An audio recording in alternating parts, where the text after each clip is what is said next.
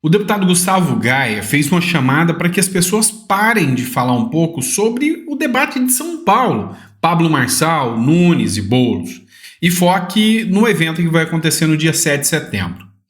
Enfim, muita coisa está acontecendo, porque uma ala do STF já está discutindo o afastamento do ministro Alexandre de Moraes, em determinados casos. E a gente vai falar sobre isso. Mostra que tem uma pressão muito grande nesse sentido. Também vamos falar de uma convocação feita pelo ex-presidente Bolsonaro. Mas essa manifestação é em São Paulo e não é a de 7 de setembro que vai acontecer agora. Enfim, tem muita coisa, sabe? Atropelos um atrás do outro. A gente falou do caso do Pablo Marçal, que a Tabata Amaral fez acusações de que o dinheiro dele é advindo do PCC, de que ele tem vínculo com esse grupo por causa do partido. E ela pode falar isso, ela tem redes sociais e ela pode falar o que quiser. Quem não pode é o Pablo, que foi alvo de censuras. Mas tudo isso vai fazer parte desse editorial. E, meu amigo, compensa ficar até o final, porque a prisão que aconteceu hoje e que eu vou falar para você vai revelar muita, mas muita coisa e está na mão de governadores de direita. Vamos entender um pouco? Então não esquece, se inscrever, curtir, compartilhar e bora para a matéria. Pois é. Vamos começar falando do Bolsonaro. Sem sombra de dúvidas, o Bolsonaro, você gosta do Bolsonaro, não gosta do Bolsonaro, esteja chateado ou não com o Bolsonaro, é o maior líder de direita que o Brasil já teve. E a grande situação que se mostra aqui é que ele tem um poder gigantesco de convocar pessoas para as ruas. Hoje saiu a notícia de que o Bolsonaro vai fazer um evento. E esse evento vai acontecer em São Paulo. Parece que vai ser o primeiro evento do Bolsonaro um pouco esvaziado, porque o motivo do evento não agradou tanto assim. Bolsonaro vai fazer campanha de rua com o Ricardo Nunes, e marca evento de apoio ao prefeito. O prefeito de São Paulo, Ricardo Nunes, confirmou nesse sábado que o ex-presidente Jair Bolsonaro pode disparar ativamente sua campanha à reeleição na capital paulista. A primeira aparição conjunta está prevista para acontecer na CEAGESP, um dos maiores mercados públicos do Brasil, em data a ser definida. Todo e qualquer movimento que o Bolsonaro faz lota de pessoas. Há muitas pessoas aqui que estão chateadas com o apoio do Bolsonaro ao Ricardo Nunes e que estão agora adeptos ao Pablo Marçal, gostam do Bolsonaro, mas cobram que o Bolsonaro fizesse apoio ao Pablo Marçal.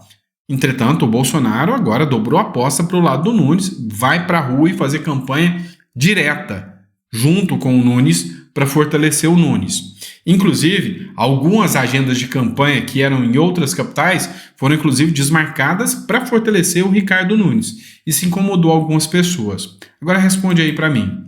É o Bolsonaro, né, cara? Você vai ou não vai? O que é o negócio?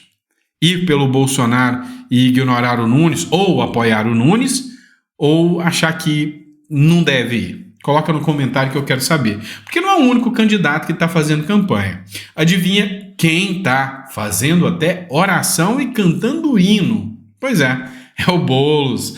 Em ato com evangélicos, o Boulos canta louvor, segura na mão de Deus e chama Pablo Marçal e Ricardo Nunes de falsos profetas. O Boulos deve estar rindo de orelha a orelha, porque ninguém está atacando ele mais. O discurso da acusação do Pablo Marçal de que ele seria usuário de substâncias entorpecentes caiu no esquecimento. Uma coisa é certa, o eleitor acaba tendo memória curta. Agora o foco é todo mundo acusando o Pablo Marçal por causa do partido com envolvimento com facção criminosa. Esqueceram Boulos. E ele está nadando de braçadas. O candidato à prefeitura de São Paulo, pelo PSOL, o deputado Guilherme Boulos, se encontrou com evangélicos de diferentes segmentos em um hotel na Barra Funda, zona oeste da capital. Pois é, vocês perceberam que sempre na época de campanha, eles dão um jeitinho de ir numa igreja, até o Lula foi na missa, lembra disso? Pois é, geralmente comunista não é muito religioso, não. mas em época de campanha, é assim. E só para um detalhe, né? A acusação contra o Pablo Marçal é que ele havia utilizado dinheiro para impulsionar seus perfis, o que não ficou demonstrado, mas demonstrado ou não, ele já está sem seus perfis. O Boulos já gastou um pouquinho de dinheiro. Em 10 dias, o Boulos gastou R$120 mil em propaganda nas redes sociais. Só em propaganda já foi 120 mil doletas, né?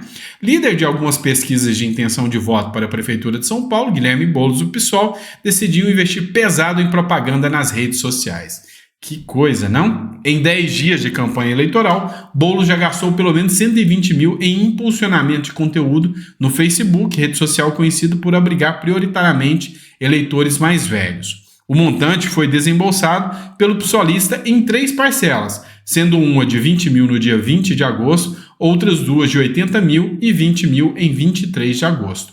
O valor foi declarado pelo próprio candidato do PSOL na Justiça Eleitoral até o início da tarde de segunda-feira. Representava o 4º maior gasto com campanha do psolista. 120 mil, né, na campanha só para crescer as redes sociais. E o outro candidato que está colocando medo neles? Sem redes sociais. Democracia. Usar o dinheiro particular nas redes sociais, segundo a regra eleitoral, não pode. Usar o dinheiro público?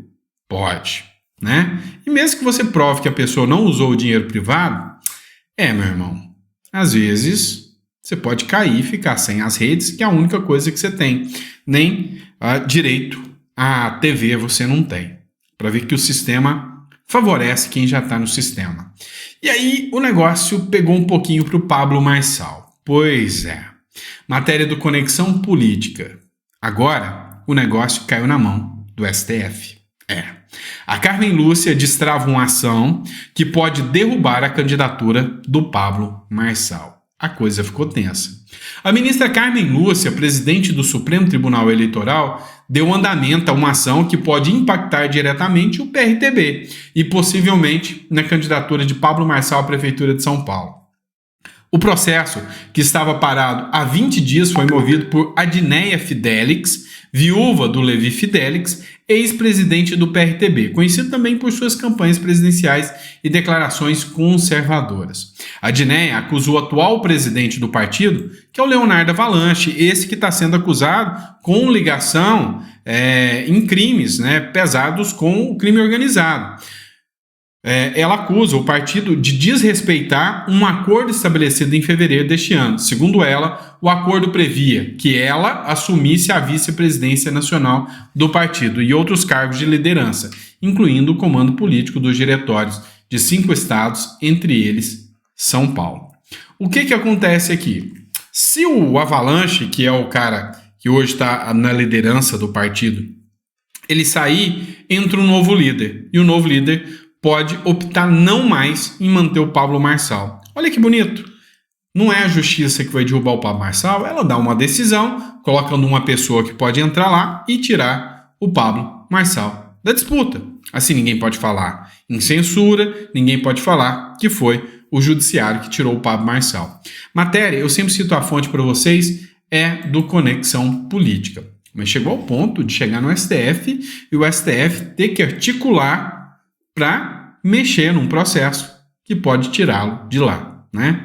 Mas nem tudo são só espinhos. Tem algumas flores nessa história também.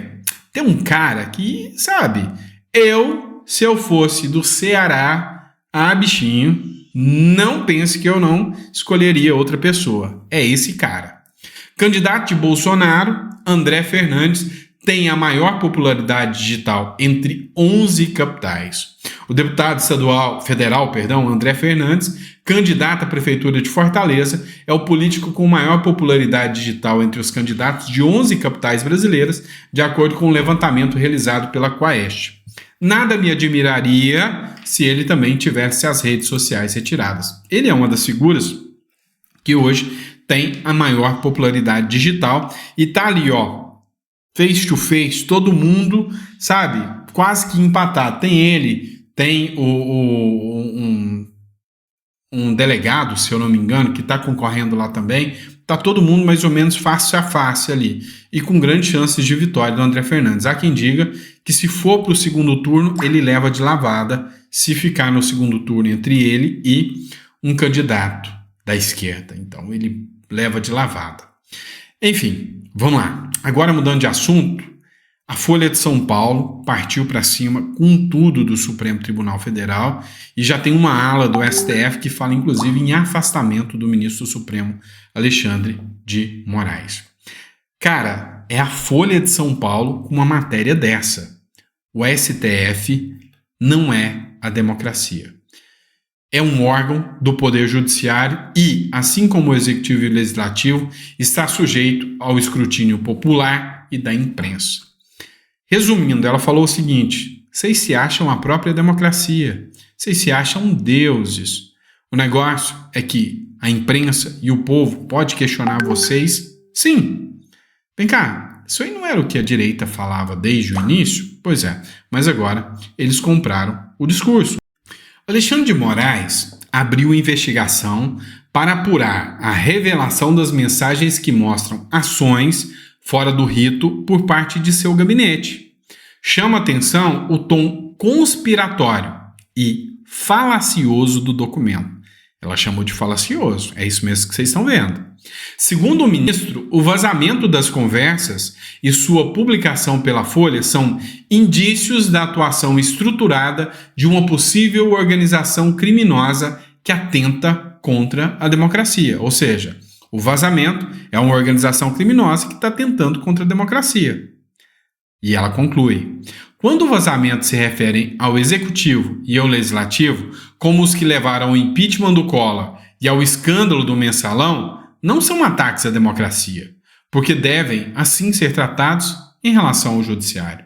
Ou seja, são denúncias. Levou ao impeachment do Collor, levou à descoberta do Mensalão, e agora que a imprensa está fazendo denúncias contra o ministro Alexandre de Moraes, o porquê isso deve ser caracterizado, como um ataque à democracia. Simplesmente não faz sentido. Olha só, tem uma matéria que está dando o que falar também. A matéria do CNN Brasil. A ala do STF e procuradores defendem saída de Moraes de relatoria sobre vazamentos de mensagens. A ala do STF e procuradores, a saída de Moraes dessa relatoria não deve ser consenso. De qualquer forma, já é uma evolução. Moraes aparentemente está perdendo a unanimidade entre os seus pares. O absurdo é que o Moraes é alvo desse vazamento, que a Folha de São Paulo fez as denúncias. Como pode ele ser o juiz e investigador da causa se ele está ali, nessa vez, como um possível réu do caso? Anunciam ali a Folha de São Paulo que poderia ter um abuso de poder, dentre outras pautas nesse sentido, ilegalidade. Então, como que ele pode ser a vítima? E ao passo que ele é a vítima, ele é o julgador e condutor das investigações. Não faz o menor sentido. Então, uma ala do STF já está começando a entender, está na hora da gente começar a reconhecer as nulidades aqui, já está na hora da gente começar a reconhecer que alguns pontos extrapolaram. Ok, é grande coisa? Não, mas já é alguma coisa. Já é um ponto que mostra que tanto poder na figura de uma pessoa tem um grande risco para a própria democracia. Afinal, essa pessoa, como disse a Folha de São Paulo, não é a democracia. Vamos lá, pessoal. Nossa terceira matéria que nós precisamos discutir é isso aqui. Governo e produtores veem indícios de crime e Polícia Federal e a Polícia de São Paulo investigam os incêndios. Os prejuízos que aconteceram até agora foram, gigantescos. Segundo uma matéria do Metrópolis, os incêndios só em São Paulo. Só em Goiás, uma fazenda teve 700 hectares de prejuízo.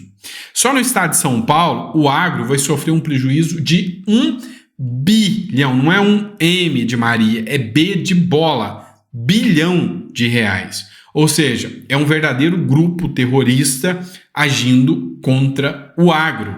O governador Tarcísio de Freitas, republicano, afirmou na manhã desta segunda-feira que os prejuízos provocados pelos incêndios que atingem o interior paulistano devem passar de 1 bilhão. Difícil estimar os prejuízos, mas diria que vão passar da casa de 1 bilhão, seguramente. O que aconteceu tem um efeito devastador no agronegócio. Muito triste, e nós vamos apoiar o agronegócio. Vamos avaliar os prejuízos juntos aos produtores e sindicatos rurais e entrar estendendo a mão, porque a gente sabe que quanto o agronegócio é fundamental para o estado de São Paulo, disse Tarcísio em entrevista à Globo News. E o Tarcísio deu uma aula para Marina Silva de como é que se cuida disso. Foram mais de 350 focos criminosos, bandidos. E aqui, até agora eu não vi a manifestação de parlamentares tornando e pressionando isso aqui, porque é uma organização de terror, uma organização terrorista. Esses crimes têm que ser caracterizados como crime ao Estado brasileiro, tem que ser caracterizado como um crime de terrorismo mesmo, porque são ações coordenadas contra a economia brasileira, contra o agro. E o que mais me impressiona aqui é que até agora somente estados de direita, estados onde as eleições estão conturbadas, causa-se esse caos e esse conflito aqui. E teve uma prisão que chamou muito, mas muito a atenção, também no estado de direito. E nós estamos falando do estado de Goiás. Preso em Goiás por queimar fazendas, disse que motivação foi política. Um homem preso por atear fogo em fazendas no último sábado, declarou que, em depoimento na delegacia, que a motivação do incêndio criminoso foi política. Ele disse ter recebido cerca de R$300. Cara, olha o tamanho da canalice disso. Para provocar as chamas na fazenda de um desafeto político. Muita coisa ainda vai ficar exposta. Tem dedo do PCC nessa história, o que o Tarcísio de Freitas já anunciou. Tem dedo de muita coisa sinistra. O Tarcísio, como eu disse, teve todos esses focos de incêndio. Hoje não há mais foco de incêndio. Foram criminosos, mas o cara é um gestor impecável. Isso ninguém questiona do Tarcísio. O cara é excepcional na sua atuação. E o Tarcísio simplesmente atuou como um gigante aqui no caso, né? Deu aula para Marina Silva como é que se cuida do meio ambiente. E esse sujeito preso, né, que disse que por ser motivações políticas, agora precisa ser investigado a fio. O STF aqui tinha que pressionar, tinha que ter aquela pressão para descobrir quem são os mandantes. Quem mandou? Quem pagou? Quem financiou? São grupos terroristas que atuam no Brasil contra o agronegócio e contra a soberania brasileira. Quem vai lucrar com isso? Quais são os países que vão lucrar com esse prejuízo gigantesco que o agro brasileiro tomou? Entende que tem muita coisa por detrás disso? A coisa está mais grave do que você possa imaginar. Não tenha dúvidas disso. E por fim, para encerrar o nosso editorial, matéria do Estadão.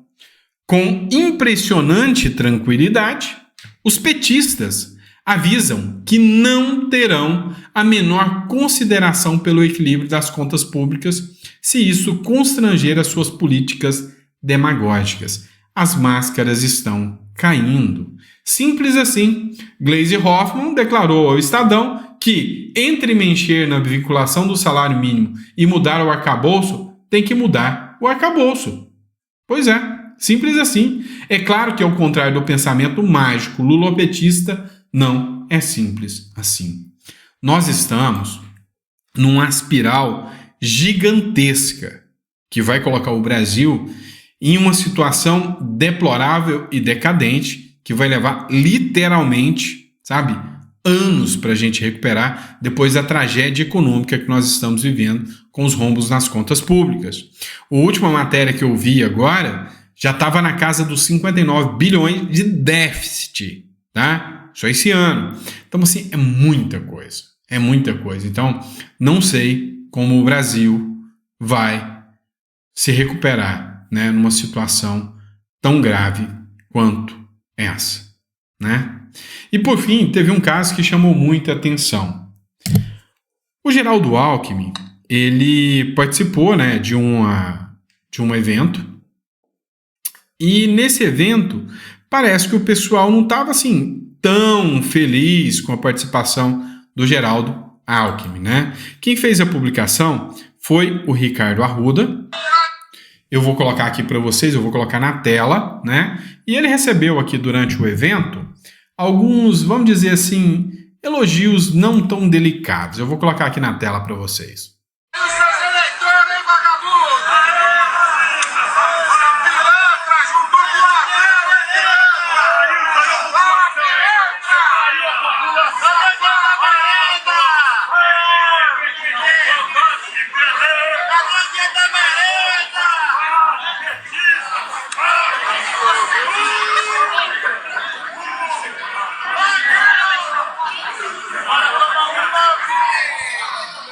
O Alckmin, enquanto o Lula estava com o Boulos, o Alckmin resolveu se encontrar com a Tabata Amaral. E aí, as palavras aqui contra o Alckmin foi uma manifestação da população revoltada? Foi palavras de baixo calão, vamos dizer assim, perguntando onde estava o dinheiro da merenda. É impressionante a popularidade, né, de quem hoje está no poder. E aí, você acha que a popularidade deles é maior do que a da direita? Nem sonhando, né? Beleza, ficou até o final? Coloca no comentário, curte, compartilha. Se você gostou, deixa no comentário. Pessoal, eu gosto de ler os comentários, tá? Eu não consigo ler todos, é óbvio. São 10, 12 mil comentários por dia, eu não vou conseguir. Mas todo dia eu tiro pelo menos meia hora ali para ver os comentários. No último vídeo, eu fiz um comentário que vocês me fizeram refletir. Eu falei, cara, Pablo Marçal vai ser tirado do jogo. Então, para resumir o negócio, intima o Bolsonaro e fala, ó, vamos largar todo mundo, eu desisto da minha candidatura, você desiste de apoiar o Nunes e vamos todo mundo de Marina Helena. Porque o Pablo Marçal já está na mão do STF agora, né? A ação que pode impactar o PRTB. Tá, uma pessoa comentou o seguinte, eu esqueci de salvar o comentário, falou, Sandro, você está errado. Porque se vão para cima do Pablo Marçal, o que impedem de ir para cima da Marina Helena? Nada. Então, você falou uma coisa, eu falei uma coisa no vídeo e ele me cobrou. Ele falou, olha, você disse que é melhor morrer de pé do que vencer de 4. Tá arregando? Pois é, tô errado. Então, para quem colocou esse comentário aí, você tá certo. O negócio, deixa aí até o final. Deixa, no mínimo, escancarar para a população o quanto algumas pessoas não são bem-vindas no sistema. E aí coloca aquele negócio. Democracia mesmo deveria ser o povo escolhendo quem eles querem. E aí a gente começa a entender que nem todo mundo pode participar dessa democracia que eles falam que é democracia, né? Obrigado, pessoal. Fica com Deus. Vejo vocês no próximo editorial. E se eu falar besteira, desce a lenha. Tô aqui para isso. Não vou ter medo de me expor aqui, tá bom? E se eu ver que realmente eu falei uma besteira ali, eu me corrijo. Não tem problema nenhum com isso, tá bom? Abraço, fica com Deus e até o próximo editorial.